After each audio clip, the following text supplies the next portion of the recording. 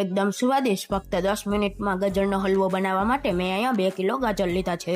તેના ઉપરના ભાગને અને નીચેના ભાગને કાઢી લઈએ, સાથે છાલના ભાગને પણ કાઢી લઈએ અને ખમણીની મદદથી ગાજરને સારી રીતે ખમણી લઈએ અને વચ્ચેના ભાગને દૂર કરી લેશું. ગાજરને ખમણી લીધેલા છે. હવે તેમાં 1 કપ ખાંડને એડ કરીને સારી રીતના મિક્સ કરી લેશું અને પ્રેશર કુકરમાં એડ કરીને 1 કપ દૂધ ઉમેરી ઢાંકણ બંધ કરીને 3 વિસલ વગાડી લેશું. હવે કૂક થયેલા ગાજરને કઢાઈમાં એડ કરીને પાણીના ભાગને બાળી લઈએ. 5 થી 6 મિનિટ પછી જોઈએ તો હલવો ઘટ થવા લાગ્યો છે. હવે આ સમયે 1 મોટી ચમચી જેટલી મલાઈ એડ કરીને મિક્સ કરીશું. પછી 1 કપ મોળા માવાને એડ કરી મિક્સ કરીશું. હવે ઉપરથી 1 મોટી ચમચી ઘી એડ કરીશું, જેનાથી હલવામાં એક શાઇન આવશે. અહીંયા હલવો મિક્સ થઈ ગયો છે.